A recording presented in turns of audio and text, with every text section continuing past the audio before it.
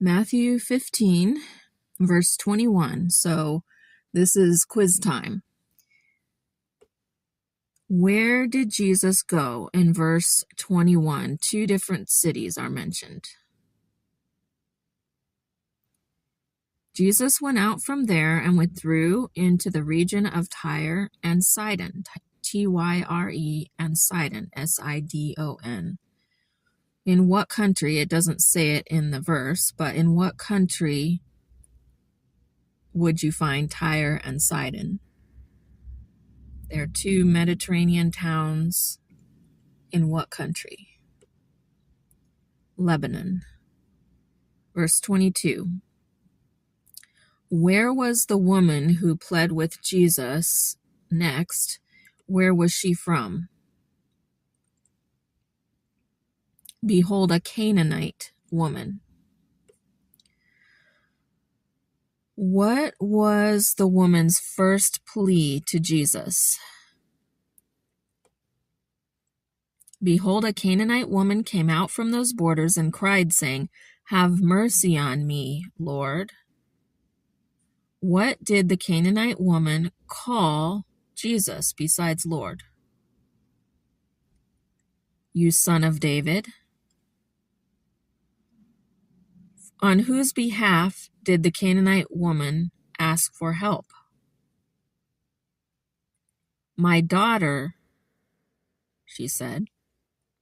What problem did the Canaanite woman's daughter have? My daughter is severely possessed by a demon. And as we talked about, the Greek word is demonized, not possessed. So demonized would be a better translation. My daughter is severely possessed by a demon. So a demon is affecting or controlling the woman's daughter. What was Jesus' response to the Canaanite woman's plea? But he answered her not a word. What did the disciples say to Jesus about the Canaanite woman? Send her away. Why did they want Jesus to send her away? For she cries after us. Did Jesus really answer the disciples when they asked him to send the woman away? No. What was Jesus' response? But he answered, I wasn't sent to anyone but the lost sheep. And which sheep did he refer to? I wasn't sent to anyone but the lost sheep of the house of Israel, Israel's descendants, the man named Israel or Jacob. So who do you think Jesus was really talking to when he said, I wasn't sent to anyone but the lost sheep of the house of Israel? I believe he was really talking to the Canaanite woman because he did not answer what the disciples were saying at all. Verse 25. What did the Canaanite woman do next? When she heard Jesus say, I wasn't sent to anyone but the lost sheep of the house of Israel, which she was not. She was a Canaanite woman from the area of Lebanon or somewhere around there. But she came and worshipped him, so most likely down on her knees in front of him. What did the Canaanite woman say next? Saying, Lord, help me. So what did Jesus say next? It is not appropriate to take the children's bread. And who did Jesus say he should not throw the children's bread to? To the dogs. It is not appropriate to take the children's bread and throw it to the dogs. So he was referring to her not being a Jew, but being a Gentile, and that was a derogatory term used toward Gentiles. So he's being very offensive in what he's saying. Verse 27. What was her response to him after he insulted her by referring to her as a dog and saying that she wasn't worthy of the healing that her daughter needed. But she said, "Yes, Lord, but even the dogs do what?" "Yes, Lord, but even the dogs eat the crumbs which fall from their master's table." What was Jesus' response to the woman's persistence and insisting that she still wanted Jesus to help her even after he ignored her and insulted her, called her unworthy, called her a dog? What was her response? Well, we had her response, sorry. She pleaded that even dogs eat the crumbs from their master's table. So what was Jesus' response at that point? Did Jesus get mad at her for pestering him and bothering him so many times and continuing to ask the same thing when he had ignored her, insulted her, and she's still keeping it up? And the disciples are complaining that she's yelling after them. Then Jesus answered her, "Woman, great is your faith. Be it done to you even as you desire." And what happened when Jesus said that to the woman? And her daughter was healed from that hour. So was Jesus actually merciful when she said, "Lord, have mercy on me"? Yes, he was testing her faith. Verse 29. Jesus departed from there and came near to where? Jesus departed from there and came near to the Sea of Galilee. So that's back in what country? In the northern part of Israel. And he went up where? And he went up on the mountain. So he's near the Sea of Galilee or next to it on a mountain or a hill. Most of the hills around Israel are not that high that we would think of them as a mountain. And he went up on the mountain, and what did he do on the mountain? And sat there. What happened next? Great multitudes came to him. Whom did the multitudes bring with them to Jesus on the mountain next to the Sea of Galilee? Having with them the lame, blind, mute, maimed, and many others. Where did the great multitudes put the lame, the blind, the mute, the maimed, and many others? And they put them down at his feet. What was Jesus' response when the people brought him all of these people who had physical problems? He healed them. After that, what did the multitude see the mute person or persons doing? So that the multitude wondered when they saw the mute speaking. What did they see happen to the injured? The multitude wondered when they saw the mute speaking, the injured healed. What did the multitude see the lame doing? The multitude wondered when they saw the mute speaking, the injured healed, the lame walking. What did the multitude see the blind doing at that point? The multitude wondered when they saw the mute speaking, the injured healed, the lame walking, and the blind seeing. What was their response besides wondering and seeing what's happening? What did they do next? What did the multitude do next?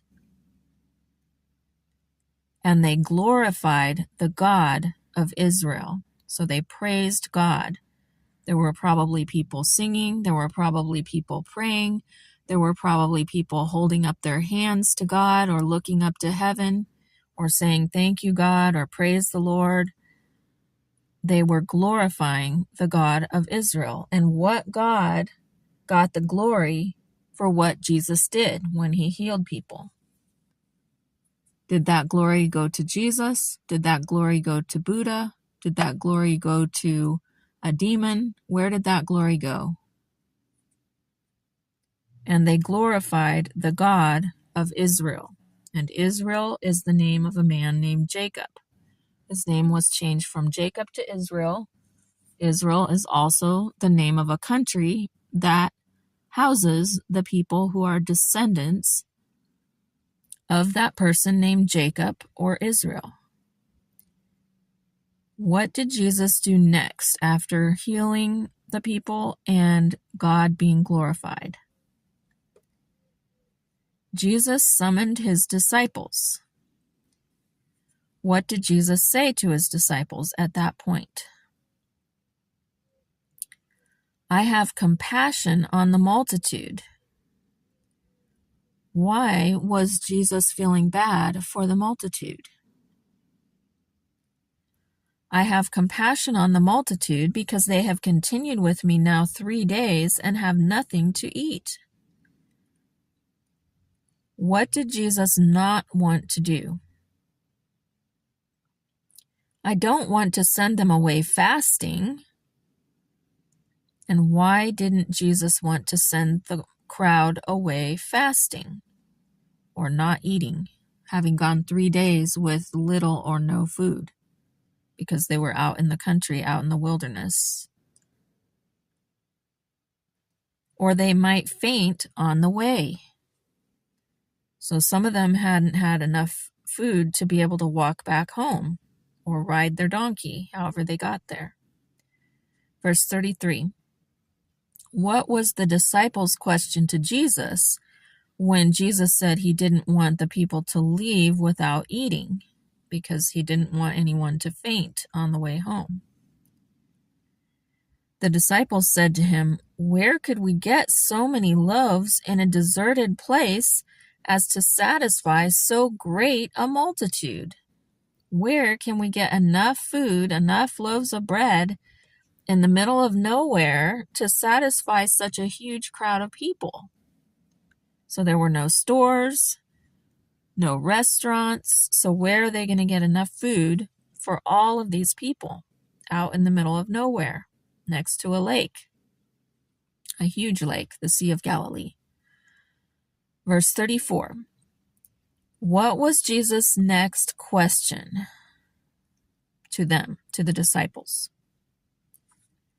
How many loaves do you have? So Jesus wasn't saying, "Oh, there isn't any." He was saying, "What is there?"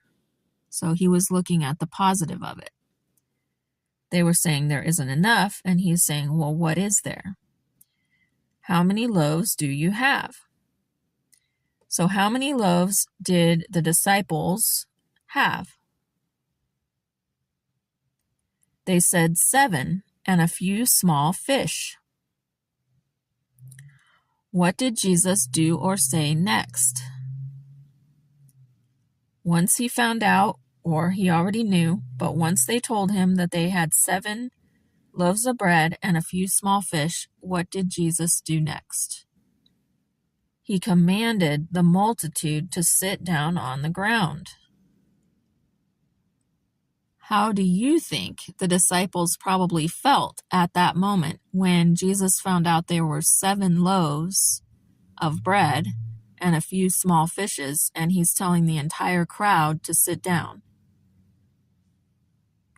My guess is they were surprised and dismayed, feeling like the people were going to be disappointed or even angry to be given either no food because there wouldn't be enough to go around, or only 1 bite or less if they tried to distribute such a small amount of food to that number of people.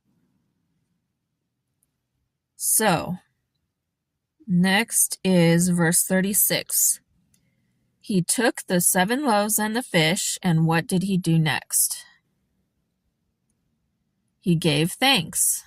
So he thanked God the Father for the food. And that's an example to us, to thank God for the food. What did he do with the food next?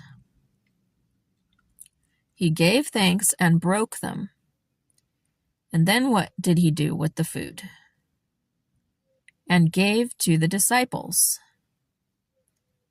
Verse 37. What did the people do with the food? They all ate. How did the people feel after they ate the food? And were filled. So, this is a question for you. How many people do you think you could feed with 7 loaves of bread and a few small fish? Let's say it's 5 to 7 small fish. I mean, a lot of people could probably eat 2 or 3 small fish. Just one person could eat that much.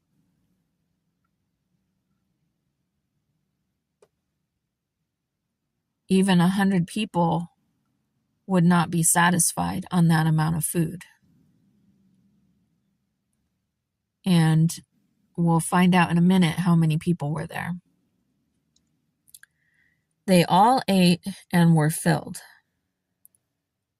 How many baskets were left over? How many baskets full of food, of bread and fish, were left over after everyone ate and was full? How much food was left? They all ate and were filled. They took up 7 baskets full of the broken pieces that were left over. 7 baskets full. How many men had just eaten and been filled with the bread and the fish? Those who ate were 4,000 men. Was there anyone there that was not a man? In addition to women and children. So there were 4,000 just men, only men, and then there were women and children after that.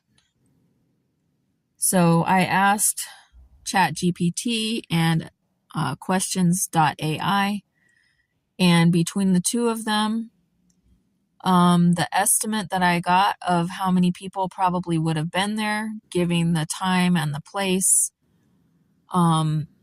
one said up to maybe 9,300 people.